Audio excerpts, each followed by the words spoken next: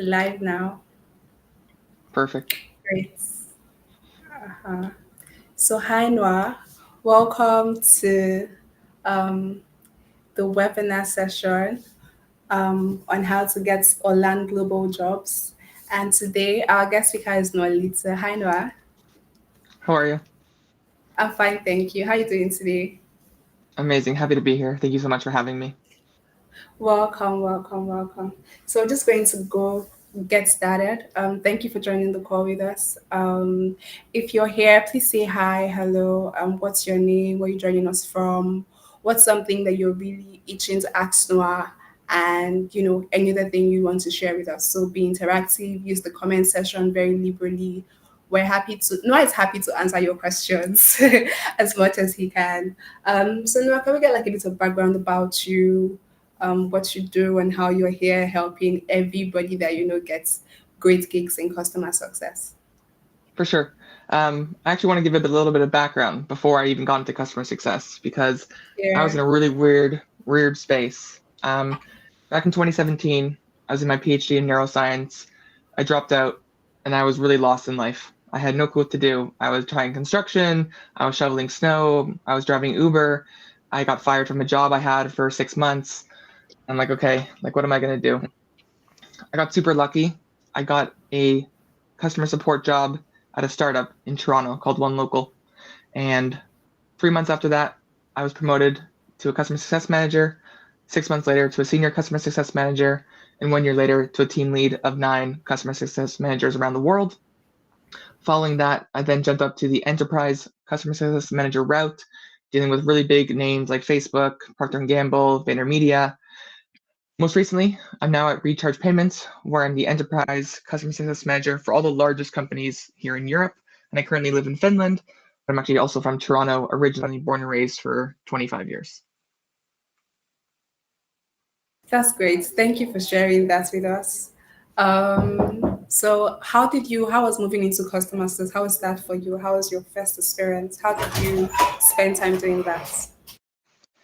Yeah, I think the biggest transition I think was being in a startup really gives people the opportunities to wear many different hats. And it's a really common phrase, join a startup, there's a billion things going on. And I realized that customer support was just my starting ground. I really wanted to own the relationships. So I saw that I was answering support tickets, I was completing documentation, and I was watching other people do the job. And my big suggestion is, find a buddy, find a friend, find somebody that's in that role in your company. That's somebody's dealing with the customers. Can you shadow them? Can you maybe do a weekly mentorship? Can you watch some calls maybe from an account executive just to understand the different viewpoints of your actual role? And what typically happens is a role is going to open up, or if you're really impressing your manager from a support role, something will open up for you, an opportunity will open up for you. And I always tell people, master your current role, but also be thinking about what responsibilities and actions can I do today that will showcase where I want to go. And a really quick story, there's 2 people that I work with today, started in support, and now they are customer success managers. I myself also did that jump. It's a really great way to understand the product, understand customer relationships, understand escalations, understand product feedback, and then you can actually work your way up. You always have to start at the bottom, just like me, right? Like I didn't get here overnight. It took me almost 5 years. So it is a grind. It is a process. But everybody will get there eventually, as long as you're willing to put in the time and put in the work, and really be a master of your craft. So that's kind of how I work my way up. Thank you for sharing it. That's like really, really interesting because a lot of people are trying to like just get into customer success and they're not willing to do support moving from like any other role. And you can see that if you do support, there are lots of transferable skills from support to customer success. Let's dig in a little bit deeper on your experience in moving from support to success. That's like really, really interesting for me. What are some things in particular that you had to do? I know you mentioned having a buddy, somebody who were doing what you wanted to do, but there like other things that you did to help you get into your role in customer success? Yeah, I think it's just taking initiative and doing things that people aren't not willing to do. So, for example, I would jump on calls with clients as opposed to doing a chat. I'd be like, hey, can I just jump on a call with you? So then you're getting that one-to-one customer interaction as well. I would also shadow customer success managers to understand how does a call go? How does an onboarding call go? or somebody's upset or angry, how do they deal with that? So you're actually getting a lot of exposure. And so for me, when I was actually able to move up, it's because I've already done part of those jobs. I've already been on customer calls. I've already seen how an onboarding goes or an angry customer goes. And when you've actually been exposed to those experiences, right, as a close variable to yourself, you can understand, okay, this is what the job entails. This is what I'm trying to do. Can you prove that to your manager? Can you prove that to other people in the company that you are actually a great fit to be moved up? Because they're not going to give the role to somebody who's kind of 50% in. You must be 100% in for your current role for you to be the obvious choice when an opening happens. As well, I was open with my manager. If you are starting in customer support, say, hey, manager, let's say Eunice is my manager. I really want to get into customer success. I'd love to shadow. I'd love to be part of the stand-ups. I'd love to do some of the trainings. I'd love to do some of the learnings. What are some small tasks that I can do that maybe the team doesn't want to do that you could take on yourself? And then you're slowly being more embedded into the customer success org rather than so much in the support org. I really stood out for me when you said doing what other people would not want to do, and that's how you stand out. That's like really, really important for people who are working in support and who are looking to move to success. Let's come back to what you're best known for. How people get job in customer success. Okay. Why did you decide to go into that? What was the idea for you? Yeah. Um, Literally just about a year ago, maybe a year and 2 months now, I had a few friends. They were, in support, they were in implementations, and they wanted to make a move. They wanted to make more money. They needed help and some guidance. So I worked with them on interview practice, QBRs, presentations, and really refining those skills that you're going to need to go to that next level. How do you deal with an angry client? How do you onboard somebody? How do you set expectations? How do you collect product feedback and move that internally to get what the customer needs? And I think after getting these people, my 5 friends, these jobs, they're like, why don't you just do this on the side? I was like, I guess I could. It started to be a snowball effect. I get one, I get two, I get five, I got 10, I got 20. I'm almost at 60. I'm at 58 right now, or 59. So not quite at 60 people yet, but I'm almost there. And that is an entire program that I work with them one-to-one to make sure that I'm helping them grow their careers. Some people want to get higher level roles. Some people want to make a transition from sales or from support. So kind of a large group of people, but really through the same program as to honing their skill sets and proving to these hiring managers, proving to these recruiters, proving to these companies that they are the right fit for the role from all the skill sets that they bring that are transferable, that you can communicate that with. So that's kind of what I guess I've been known for, I guess, in the CSM space, but I'm also a full-time enterprise CSM. So I just do this on late nights and on the weekends to help people get where they want to go. Well done so much because I mean it has given like your personal brand like a whole lot more. There's so much more to you than just doing CSM. Let's talk a bit about creating or drafting a CV or a resume when you're moving to like a customer success role. Now, considering that your people get these jobs globally, so not like particular to like one location or one country, I've seen a few of the testimonials from your clients, and I noticed that there were so many people kept saying that you literally held their hands through the process. And listening to like the webinar you had with Jessica did that day, I saw like the recruiter's POV on how this all works. So what do you think makes a really great resume stand out for the Great global question. scene? Yeah, it's a great question. Clarity and digestibility will make you stand out. Not 4 pages, not 20 certifications, not 100 skills, not pretty colors.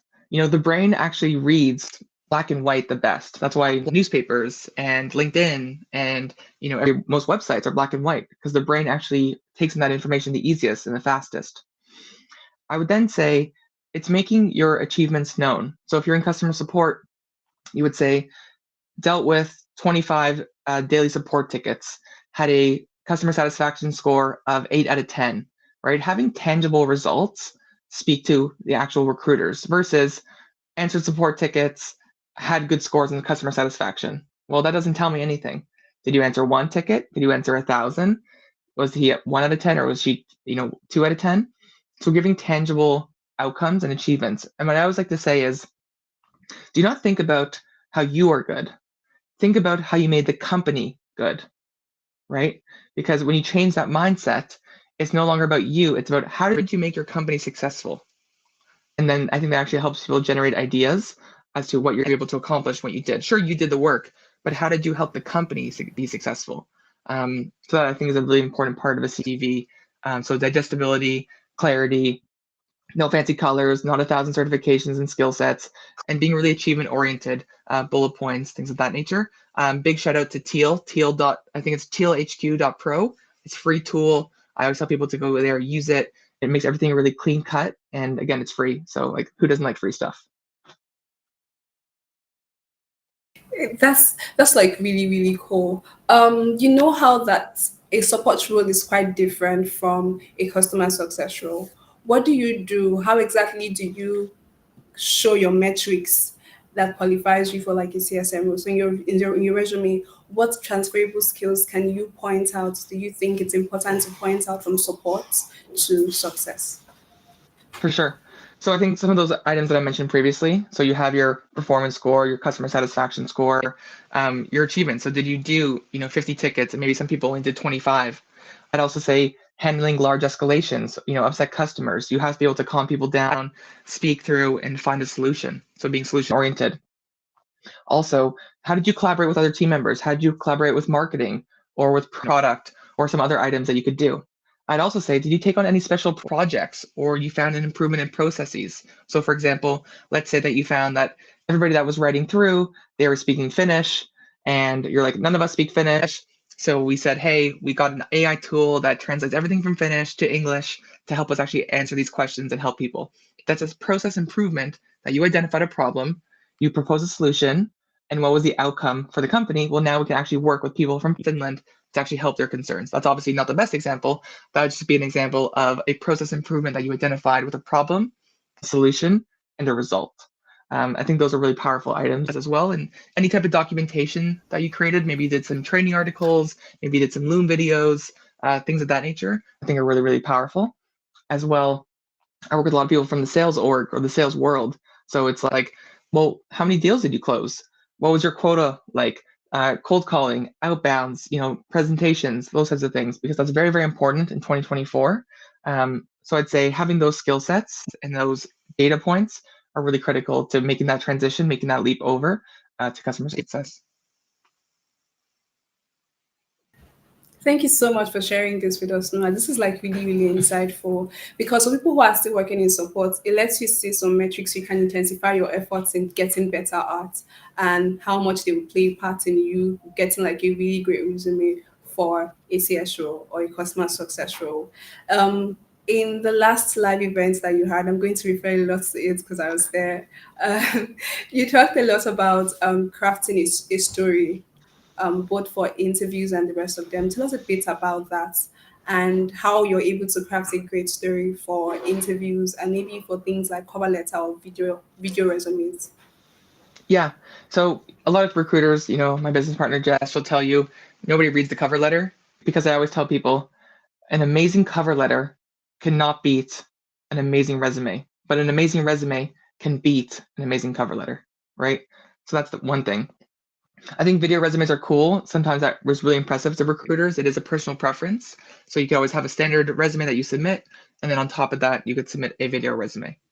When it comes to storytelling, right, I always like to tell people talk about your wins, talk about your losses, talk about your collaborations, talking about lessons learned. Because when somebody's hiring you, it will infer your future behaviors based on your past behaviors. So when somebody says, tell me about a time you had a really upset customer and you turned them around to be delighted. So you need to go through that. You need to be able to talk about what was the situation? What did you do? What was the outcome? And what was the actual customer outcomes? So I think when you take that approach to understand what the situations that you've been approached with and you face with, and you have your warehouse of stories that I like to call it, you're able to grab those in the interview process, which is why preparation in my program is super critical because it's very difficult on the fly of an interview to be like, what did I do? What's the story I have, right? Like you don't want to do that. You want to be prepared. And I always tell people, take two pieces of paper. One piece of paper is gonna be all your stats, your metrics, your satisfaction scores. And then on the other side of the piece of paper is bullet points of those stories. So if it's like Finland, angry customer, Noah, you can just glance down and it's a trigger, it's a primer to actually be able to go into that story. You already know the story, but when somebody asks you that question, you're like, let me look at my little warehouse. You know what story to pick, and then you can go right into it. Thank you. Thank you so much for sharing a bit of what we talk about in the community is documenting the results that you've had. And there have been different ways to do this. So like creating like an everyday journal for like your work events. And I think that this just sums it up because if you have like a a bag of the things that you've done at work every day, it'll be easy to pick out the things that you want to tell a story on, and that'll be like really, really helpful. Thank you very much again for sharing that. That was really, really insightful. All right, let's talk a bit about what happens when you something like your resume to a company and then you've gotten like an interview. What do you think are like the best steps to follow right after you get like an interview? Do you recommend researching the company? What do you recommend when you get like an interview notice or something like that? Yeah, for sure. So, if you get the interview, first thing you want to do is you want to stalk the recruiter or stalk the hiring manager. Go on LinkedIn, see where they're from, see what they've done. Let's see if there's any commonalities, right? Then you should be going on YouTube or Spotify, typing up the CEO, typing up the co-founders, and listening to them, watching their videos. Where do they want to go? Where are they pushing the company's direction? What blogs have been done? What case studies have been done? And then you also want to look at the competitors. You also want to look at the features. You also maybe want to download a free trial because even if that's for a credit card for 7 days or for 30 days, you just cancel before the trial hits. So now you have a free product tool. You can explore it. That's really impressive. Wow, you watched our founder's video. Wow, you know our case studies. Wow, you know our product. You even played with it because they see these things. And then when you can speak to the product and you can talk about these different things, you're going to experience it. You're even going to experience the customer journey when you sign up for the product. What's the welcome email looking like? What's day one email looking like? What type of product tours are available for the product? So you'll actually become a product expert pretty rapidly, and that can actually be a lot transferable talking points for the interview. So preparation is super key, and I would implore everybody to be very well prepared if you do get the interview because they don't want to see you unprepared. So yeah, that's what I would say.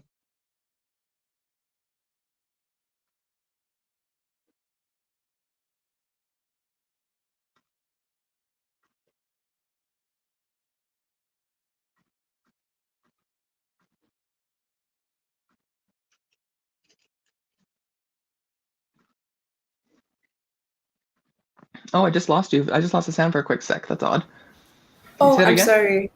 Yeah, I can go. I can go over that again. That's fine. I think I was muted.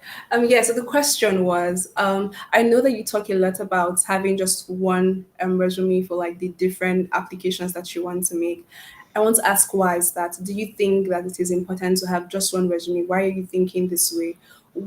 What do you think a compact resume should look like, and why is it applicable to every job interview that you're doing? Yeah, so I'm a really big believer in time and leverage. So what I mean by that is, worst case scenario and biggest time suck is you're customizing the cover letter, you're customizing the resume, and you're doing all this work for one job. And that probably takes 10 to 20 minutes. If you apply to 10 jobs, that's 100 minutes. It's almost an hour and a half that you've done just to apply to 10 jobs. Instead, if you have a static resume, a one size fits all that covers all your experiences, you're going to be able to apply to many more jobs, many more chances. And so, for any of my hockey fans out there, the more shots on net, the more likely that the puck will go into the net. Versus if you only have 5 or 10 opportunities compared to 100, well, just pure volume, pure numbers, pure math, you're going to have a higher likelihood of landing something. So I'm a really big believer in speed, in volume, and just taking as many opportunities. It's kind of like if you're going house hunting or you're going to go dating, you don't just talk to one person, you don't just look at one house, you look at 20 houses, you talk to 20 people. So you actually want to be able to try different things, or even listening to music. You don't just listen to one band. You're like, what other bands are there? What other albums do they have? So you really want to try different things to actually be more exposed to opportunities as opposed to just being focused into one. Thank you. I like the way that you had to like bring in the part of the dating, so you don't just look out for like one person. You try out multiple options. So put yourself out there. Try as much as possible. One thing that we know is that people are like really discouraged when they don't. You hear people say, "Oh, I applied 700 times." or I applied to 700 different companies. I got 700 rejections and I didn't get what I was looking for. And I know that applying a lot is something that is really, really good. But we've had recruiters say, oh, beyond just applying for jobs, learn to network within the network of people. How do you think networking plays into people getting customer success jobs? How can people leverage on networks to get jobs? Do you think it's effective? Or how are you thinking about it? For sure. So this is very controversial. So I'm just gonna set the stage. I do not believe in networking, truthfully. Now, I think you can have great events. I think you can meet amazing people. But if you're going to go to a networking event with the goal of getting a job from somebody, if it's a 500-person event, maybe 500 other people are trying to do the same thing as well. What if that company isn't hiring for months and you're trying to build this relationship and you're going to go for the ask, hey, can you hire me? Well, they're like, one, I don't know you. I don't know your work ethic. I don't know really who you are. And there was 499 other people that are trying to do the exact same thing. And even in North America or even here in Europe where networking is really pushed upon, I think it's really cool for building business to business relationships. I think some people can get networking opportunities, but I believe you're a lot more suited for applying en masse, getting those opportunities in front of people. And then I think you also asked people who've applied to hundreds of jobs. Look, in 6 months, I applied to over 2,000 jobs. I had 116 interviews, zero networking. And to me, that is really comes down to the work. 100 applications is not a lot. 500 applications is also not a lot. You have to do volume as well. Maybe you're overshooting. Maybe you're trying to be a senior CSM. Maybe you're associate. Maybe you're a junior. Maybe you need to be implementations. Maybe you need to be onboarding. Maybe you need to be a senior customer support agent. Maybe you need to look at different companies. Maybe you also need to look at, if you're over in Africa, well, can you do Europe? Can you do Asia for time zone instances? Maybe people in North America are like, we're 7 hours ahead, we're 8 hours ahead. So they don't really want to do that. But all of Europe is there, all of Asia is there, all of Australia is there. So I think it's also changing up your strategy to try different things. But people have to be honest with themselves. I worked with somebody one time, like, oh, I applied to 100 jobs. I'm like, great. Now go apply to 900 more and then come back to me, because you have to have the volume. And, I had a client, her message was, hey, Noah, I have 5 screening calls. I sent out 200 resumes. The most I ever used to do was 40. I'm like, yeah, that's exactly why I tell you to send out hundreds of resumes, because the more opportunities you look for, the more opportunities that will arise. It's not enough to do 10, 20, 30, 40. You should be doing hundreds of opportunities that you're actually going after. That's how I feel. In Africa, it's quite tricky. You guys correct me in the comment section if I'm wrong, but we won't easily find 2,000 jobs to apply for, particularly in the region of the world where we are. Are there like websites or tools or where you think people can find these jobs to apply more often? Yeah, I always tell people, wherever you are, Google top startups in X country. So if I'm in Kenya, if I'm in Ghana, if I'm in Finland, if I'm in Canada, it doesn't matter.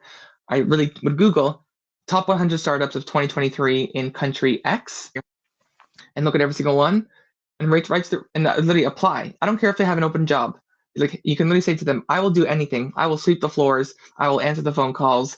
I will do all the work that nobody wants to do. It's better off to actually take that chance if you're trying to break in, because a startup will take people who are committed and just want to do the work and to execute. I also am a huge believer in Upwork. I've had so many buddies. I even had a buddy who got a job for $140,000 on Upwork. Upwork is a great place to actually connect people from around the world, and it's another way that people are not looking through. As well, people don't know this, but Twitter just came out with their first job search tool. If you do twitter.com/jobs, search the country you're in or the continent you're in, type in customer support, customer success manager, associate customer success manager, implementation, onboarding. There's jobs out there. And don't believe the doom and gloom that it's so bad out there, that nobody's hiring, that all these layoffs. There's always been layoffs, guys. There was layoffs in the 1800s. There's going to be layoffs in the 2400s when we're not here. Like, there will always be layoffs. But the issue is they have never been so publicized on LinkedIn or in the newspaper. Like, we heard about Google and Amazon and I think UPS this week. It's like, okay, but what about all the companies that are hiring? What about all the people that are getting jobs? That isn't talked about. So the best example I always like to talk about is the Ukraine war. The Ukraine war was on the news everywhere, right? Every news channel was talking about it. And the war is still happening 2 years later. It'll be 2 years next month, but nobody's talking about it. Why? Because it's not front of mind. It's not top of mind. People aren't talking about it. The news isn't focusing about it. So be really, really mindful of the information you're taking in, who you're following.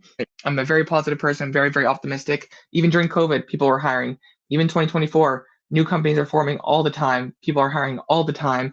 You just have to believe that there is an opportunity for you and just don't go down the dark hole of negativity and everybody's getting laid off and problems of that.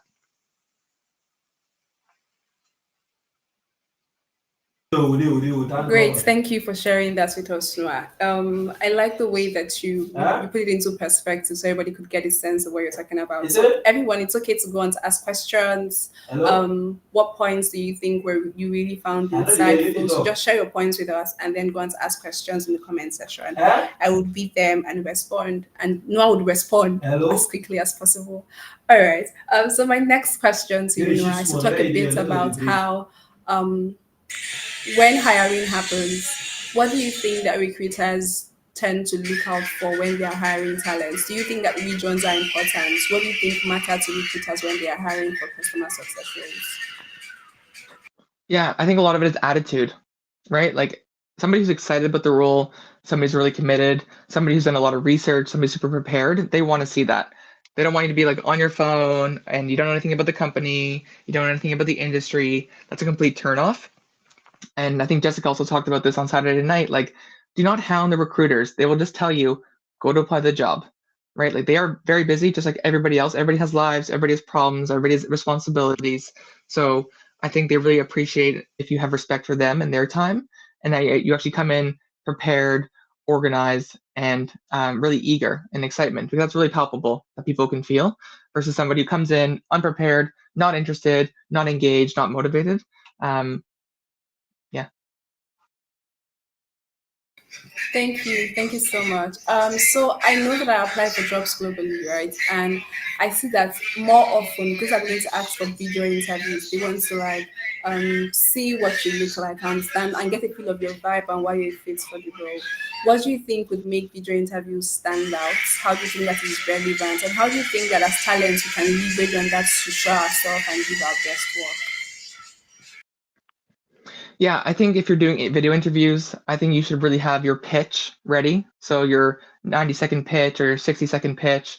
And so who you are, what you've done, and why do you think you're a good fit for the company? So it's like three parts: who you are, what you've done, and then what you can do for the company comes down to research. Where are they going? Where are they headed? What is the role responsible for? And I think that'd be super, super helpful. Okay, great. Thank you. Thank you for sharing that. Mhm. So who you are, what you've done. You mentioned two other things again. I don't know. What else did I miss? That you're why you're a good fit for the role. Why you're a good fit for the role. Thank you for sharing. So Chichi asked the question. She says, what key things do recruiters look for in a resume? Because sometimes one can apply and not get a call back. Yeah, great question. I really appreciate it. And there should be way more questions going on right now. So everybody, don't be scared. I'm here for you guys. Please ask questions. That's what I'm here for. I'm going to give my entire brain, all my experiences, everything that I've seen, all the people I've hired. Please ask questions tonight. I really am trying to do this, guys, for you. So what it comes down to experience, and we have to understand is even if you have amazing experience, sometimes they are not what you're looking for. And let me tell you a really cool example. I got interviewed by Shopify maybe 2 years ago. Two out of almost 1,000 applicants were chosen. And when I went to the interview, they told me they only chose me because of one word on my resume. That's the only reason why me and another person were even entered into the interview process. So when I tell you, it's like you never know why you're fit or why you're not a fit. Sometimes they're looking for somebody with more experience. Sometimes it's location. Sometimes it's background. They want hospitality, or they want cybersecurity, or they want teaching, or they want education, or what have you. They want construction. They want different things. So don't be discouraged by that. Sometimes you're not going to get the call back. Trust me, I told you, 2,000 resumes. So 2,000 minus 116. What is that? I'm terrible at math, but like 1,880 basically said no. I just wasn't a fit for them, and that's okay, right? So I think it's just understanding that sometimes you're not going to be a fit, and actually most of the time you're not going to be a fit. Great. Teacher, I hope that answers your question. Right. So while we wait for other questions to pull up, somebody asked on the LinkedIn session about how to create a work journal. So what do you think are important things people? How do you think people can go about creating a work journal? Sure. I think it's really sitting back and thinking, what makes me special? What are some really big achievements that I'm proud of? And it doesn't have to be just from current jobs that you're currently in. Like, sometimes I talk about when I used to deliver groceries, or I used to shovel snow, or I did 26 hours of work straight, shoveling snow in the winter in Canada. So, like, those are all different experiences that you can bring up. So, what does that show you? Okay, well, he's a super high work ethic. He can collaborate with teams. He can operate machinery. He can think through different situations. So, I think it's sitting down and thinking, what is unique about myself that I've done? And everybody's very unique. Everybody's like, oh, I'm boring, right? And you're probably only boring because it's your own life. You think your own thing. So when people are like, you live in Finland, it's so cool. I'm like, I guess. Like, to me, it's not so cool because it's my lived experiences. So it's finding a way to make it interesting and make it unique based on what you've done. Great. So thank you. Somebody's asking, Jennifer is asking, she says location is a barrier for a lot of us in Africa. How do we bypass or navigate this? Yeah, great. Thank you, Jennifer, so much for the question. You know, I totally hear you. But if you find a company that is open, right? So, I work at a company, we have people all over the world, in North America, South America, Europe, UK, Australia, Dubai, whatever it may be. And that's a company that I'm super grateful to be a part of. But also, you want to find a company that's also open in that. Remote.com is a great company, for example. It's like literally in their name. They have employees all over the world because they are a remote.com company. So I think it's coming to a place and finding a company that is really open to anybody working around the world. Because at the end of the day, as long as you get your job done and you're good, most really progressive thinking companies could care less where you're at, right?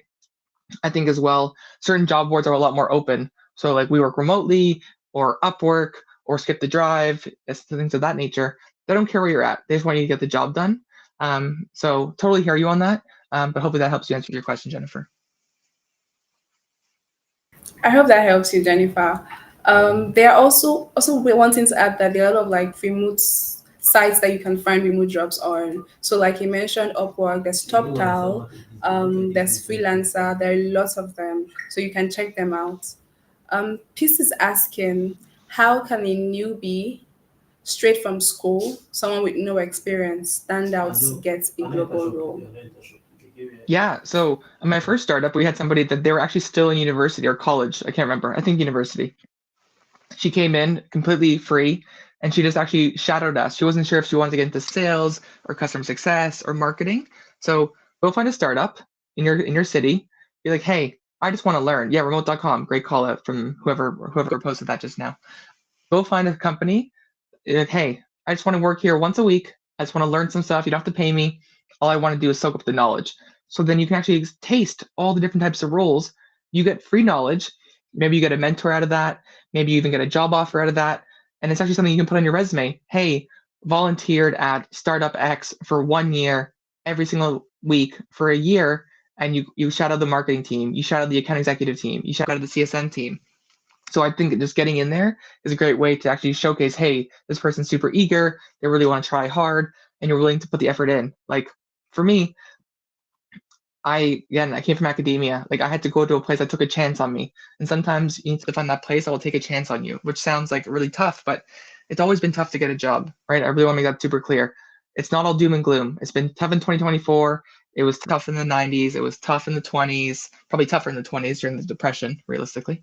It's always going to be difficult, right? Even people who are experienced like me, that's why I tell my story. Even when I was super experienced at Enterprise CSM, it still took me 6 months to find a role, everybody. Still. And I thought I was like pretty experienced. I'm like, why no callbacks? Like, what's going on? So like, I've been there as well. So hopefully that helps you, Peace. Yes. Thank you, Noah. I hope that really helps you, Peace. Okay, so while we wait for more questions, I was going to ask you just a bit about how you got into your first role. So, I mean, you talked a bit about coming from like an academic background. How exactly did you land your first role? What did you do differently? How was it for you? Yeah, I got super lucky where I had incredible founders that really took a chance on me. And I just got super lucky, transparently. But I also put myself out there. I was applying to all the startups in Toronto. I was applying to all the startups in the United States. And I just got lucky with one that was willing to take a chance on me. I was in academia. I was writing research papers all day. I had no business being there. So sometimes you need a place where somebody's going to take a chance on you to actually make it work. And you also have to prove them right. Hey, I'm giving you a chance. Well, then prove them right, right? So I think that's really important to do so. Um, there's a big question in there. I can see that one. So that's from Shefili. I hope I get your name right. And he says, I'm a management consultant with 5+ years of experience wanting to work in the CS space. What kind of transferable skills can I position myself with for a role in customer success? I don't have specific experience with QBRs or CS matrix plans to showcase in interviews. Yeah. So this comes down to what transferable skill sets can you bring? Have you dealt with escalations, one-to-one mentorship, performance reviews, all these different types of items? So maybe you can actually transition right to a manager role in customer success. It doesn't matter if you've ever done a QBR. It doesn't matter if you've ever done those items because managing people is a very different role than being a CSM. So I think for you, you might even have a shot if you've been doing it for 5+ years as a management consultant. Why not be a manager of customer success? Because you've worked with people, you worked with processes, you worked with change management, change behavior. So you may not even have to go right to customer success. You could probably maybe jump across to management of customer success. Okay, I hope that answers your question. We have another question. Samstar says, what advice and tips can you give for transfer from transitioning from a relationship manager background to customer success? Yeah, so I mean, I'm not fully sure what the responsibilities were in your role there, Samser, but a relationship manager and a customer success manager are really closely tied. I always like to say, you are the pilot, you are the jungle, you are the Sherpa to actually guide these people up the mountain to success. So the relationship manager really seems to be, hey, we have a great relationship. We have a business relationship. At the end of the day, this is a business. So actually, how you talk about those experiences. Hey, I had this great customer. I was always interacting with them once a week or twice a week or twice every month. And I would guide them to how to best use the product, what things to avoid, what best practices were, what other competitors were doing, what things in their space people are doing, and be that guide. So be the Sherpa to bring them up the hill to Mount Everest to their success ultimately. It's awesome. So next question, do I need to learn to use the softwares used by CS executives to transition into a CS role? Yes. So it's not necessary, but I think it doesn't hurt. It doesn't hurt to go play with HubSpot, to go play with Salesforce, to go look at Gainsight, just to get familiarity. I would not go pay $500, $1,000 to go get certified because I don't believe in that. Because it's very helpful for exposure, right? Hey, I've played with HubSpot, I've played with Salesforce. Like anything that's free, you can do it on YouTube. All these big companies offer things for free training. So it doesn't hurt to go do it. I think it's actually going to give you a little bit more of an edge to learn things. So yeah, go learn some free tools, HubSpot, Salesforce, Gainsight, Slack, Google Drive, all those different things I think would be a great starting point. Okay, so go learn how to use free tools. Right. Mhm. So you mentioned recently the steps are a great place to gain knowledge or skills if you're just starting off. Do you have any suggestions for finding companies of that size? We Yeah, had so talked it's what I about meant. this before. Yeah, that's okay.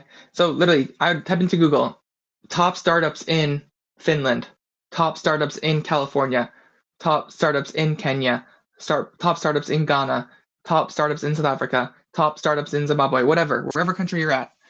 Because there's going to be companies like, people are saying that Africa and the Middle East are going to be the biggest boom in 2030 moving forward. So like the money's there. These companies are growing. You just got to reach out. You got to find them. So a simple Google search, I think, will get you there.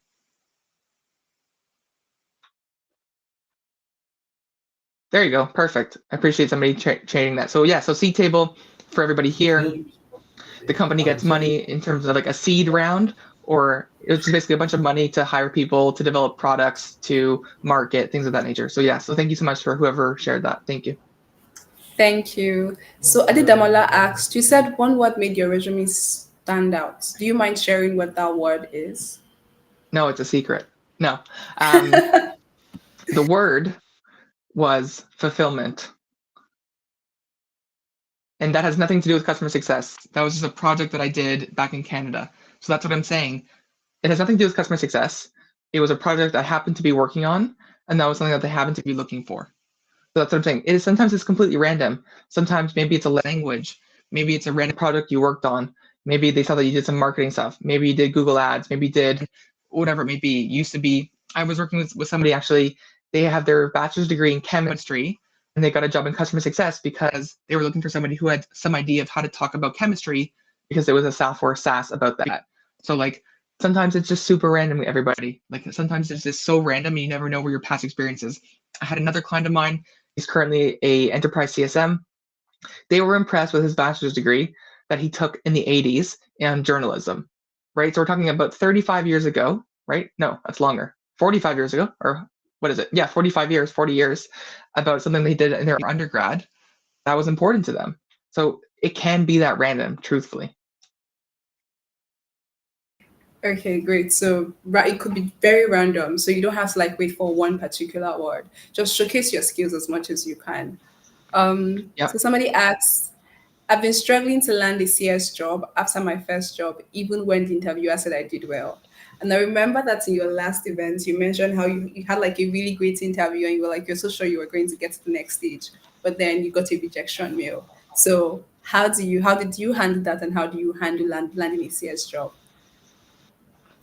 Look, you haven't look. I had so many different interviews, 116 interviews, like I said. It just wasn't a good fit. Sometimes they'll give you feedback, sometimes they won't give you feedback. You just can't control that part. So I don't want you to get caught up. I always say, cool, see the email, ask for feedback, and move on. Like there is no other option, unfortunately. I know it's a really tough or harsh answer to say, but that is the truth.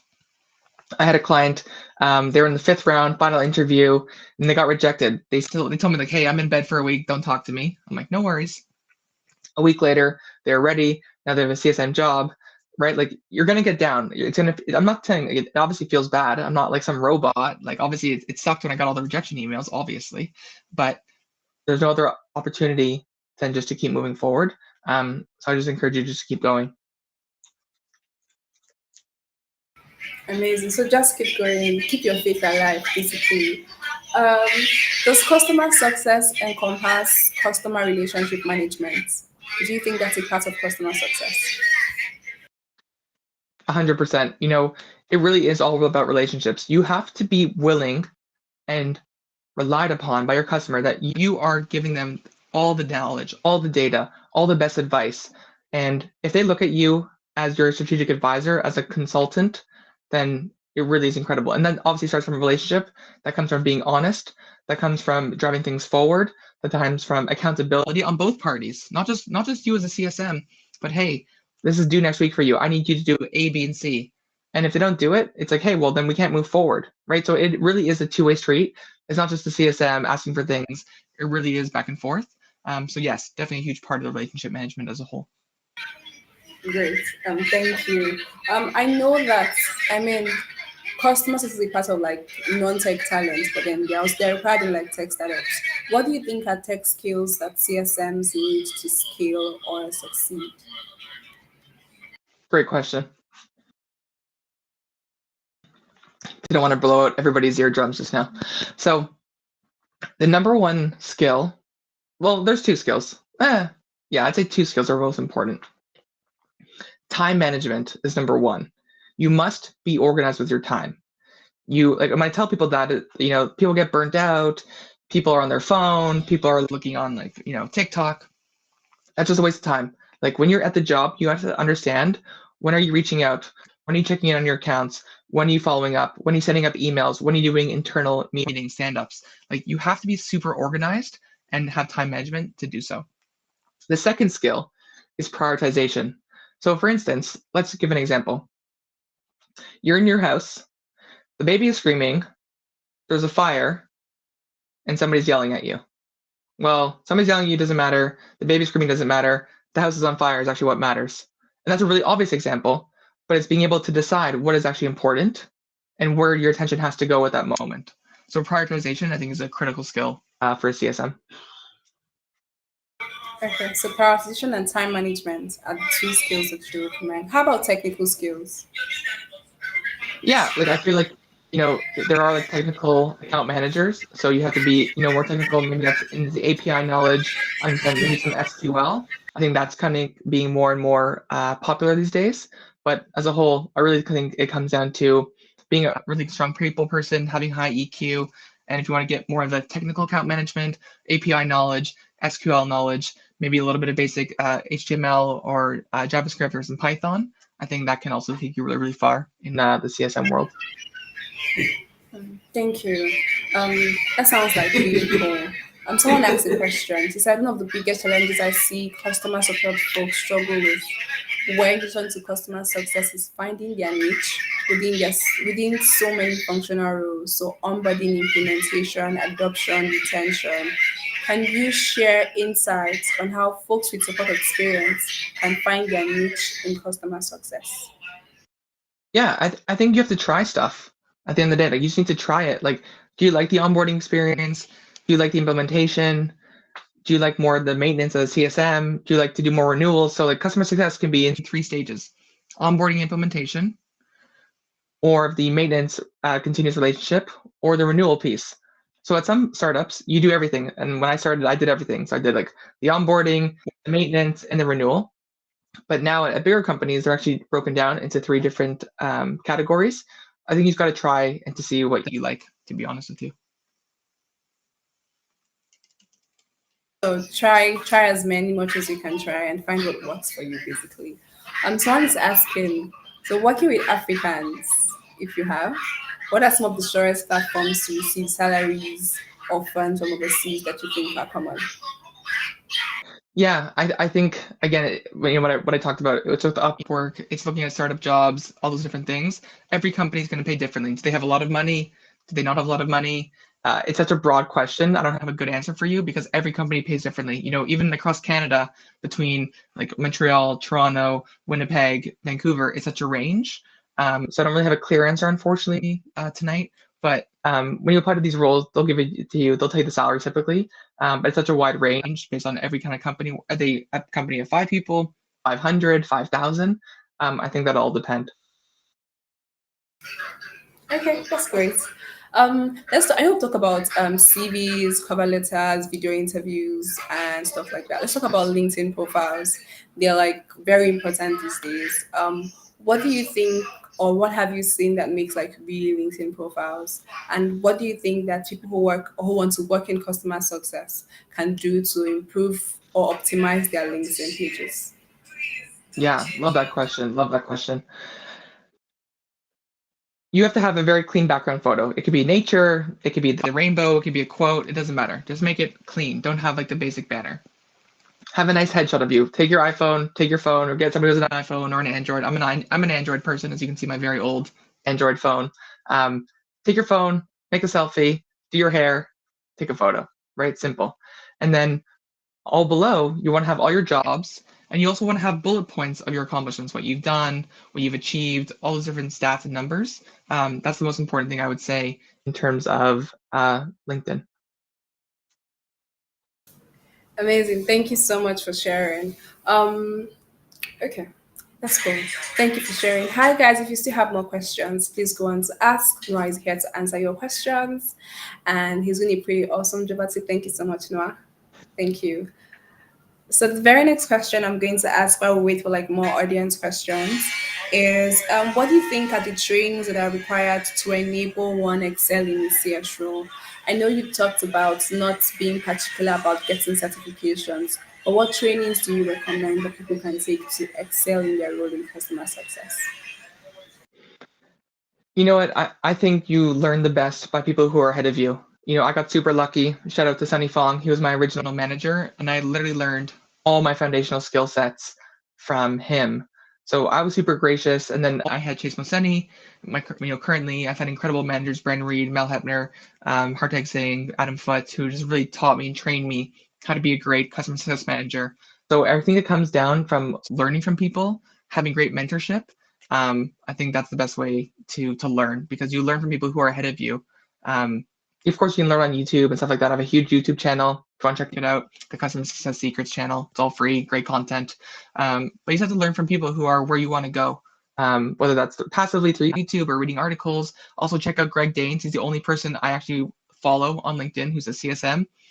Incredible insight, all data driven. So check out Greg Danes, GregDaines on LinkedIn. Absolutely incredible thought leader in customer success. Great. All right. Thank you, Noah, again. Someone is asking, how do I continue to stay relevant and grow to become a manager? Yeah, I think it comes down to doing those actions before you are a manager. So what does that mean? So you're finding problems and solutions. You're showing leadership. Maybe there's a problem across your team and you gather all that information from the team and you present it to your manager with a fix. So you don't need to have a title just because you think, oh, I'm not a manager, I don't do it yet. Well, what can you do? Can you mentor some more junior people? Can you package up problems? Can you identify issues and provide solutions? So I think that'd be the best thing for anybody here that needs to wants to level up really. Okay, there's one interesting question here. It says, what's the future of customer success, especially with the scale in AI, and what trends should we watch out for in the customer success space? Love this, love this. And by the way, for everybody, I have 5 more minutes. So if you want to get your questions in, please get them in now. AI will not take our jobs, I promise you, and I'll tell you why. When you call somebody, let's say you have a problem for your phone company, or you want to get something delivered to your house, or whatever it may be, what do you want to do? You want to talk to a human being, period. You don't want to talk to the chatbot. You don't want to be like, press 3 for this, press 5 for that. What do? You press 0 100 times in a row to get to a human being, right? So I think AI is not going to take our jobs. Don't worry. Don't believe the hype on LinkedIn. They're trying to scare you and get likes and engagement, which is stupid. The skills that you need, I think it's gone a lot more into renewals as a relationship management duo.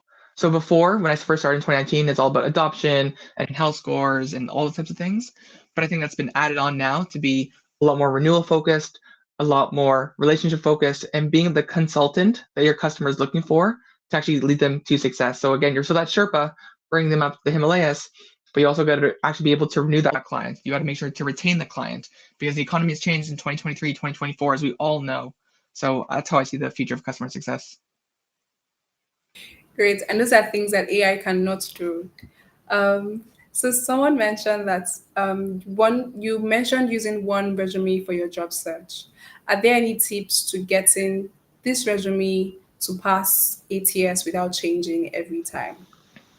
No, there is no trick. When somebody submits their resume, a human being reads that resume. Do not believe what people are saying. There's special keywords. You got to do this. You got to do that. A human being will get it, and they'll be like, yes, or they'll be like, no. And that's it. That's the end of story. Okay, end of story. So someone also asked, I know she said, what sites do you encourage your clients to leverage in their job search? And I'm just going to shamelessly plug that you have a job board. That's, I mean, it's a sheet where there's always jobs in the US and Canada and other regions like that. So are there other sites that you want to recommend? There's no other sites every Friday, so look out Friday. I'll be posting that every single Friday for jobs that I post. And again, there's jobs around the world, so you can check that out. So that means now is a good time to follow Noah if you're not following him yet. Okay. Someone else asked, are there any recommended credentials needed to help with gaining opportunities? Are there? I work with 25 customer success managers in my current job. Not one of us has a CSM certification. And that's not to say that they're not useful. I just don't believe in spending $1,000 on a little badge that you can put on your LinkedIn. Because let's imagine this. Let's say you go volunteer at a startup for a year. You're shadowing the CSMs or learning about onboarding and QBRs and presentations for an entire year. Okay, so 52 weeks. Compared to somebody who has 10 levels of certification courses and they also probably spent $10,000. Who do you think the company's going to want? The certified person or the person that shadowed a CSM for a year? It's obvious, right? So that's why experience is so important when it comes down to these things. I also want to add to that to mention that a lot of the times people don't have that much experience. So what certification does is to give you as much opportunity as a person who has more experience than you. And particularly in the African continent, certification matter a lot. So people are more willing to give credibility to what you do by what they think there's the badge besides your name actually on LinkedIn. So, I mean, bear that in mind.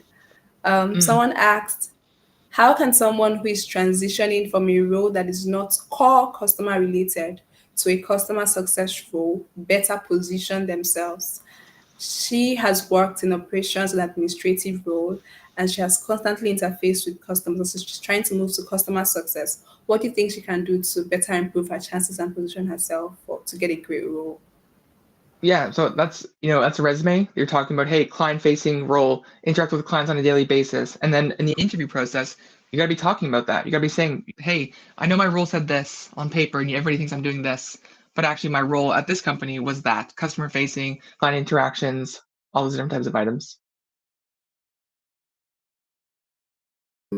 Great, thank you so much for sharing. I think this has been like a really insightful session, Noah. And I know that a lot of the times the clients who you work with tend to testify.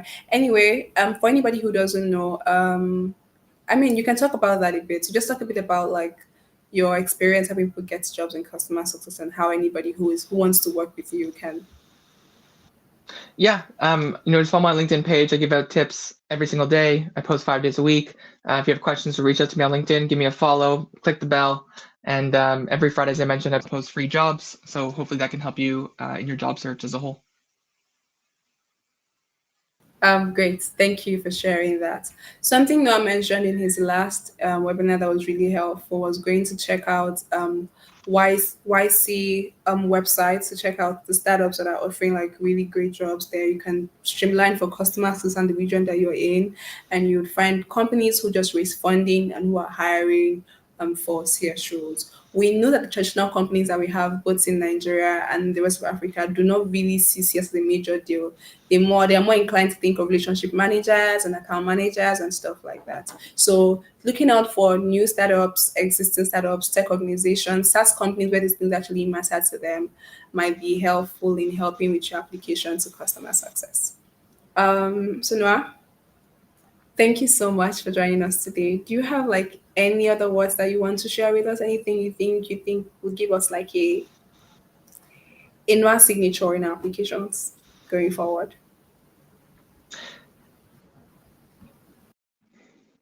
I think it's really important to realize like this is gonna suck and this is gonna take a long time. It might be 4 months, it might be 8 months, it might be a year, but something I want you to tell yourself is I cannot fail if I do not quit. And that's something I talk about all the time to my clients is like, you will not fail if you do not quit. The people who do not get the jobs are the people who quit. If I would have quit a few months into my job search, I would not be fortunate enough to be in the role that I'm in. And I think many of you probably have gone through that yourselves. You've gone through difficult times, you've gone through hardships, but when you come out the other side, you're like, oh, good thing I persevered, the good thing I pushed, because you decided not to give up. So at the end of the day, it becomes a decision of willpower and grit overall.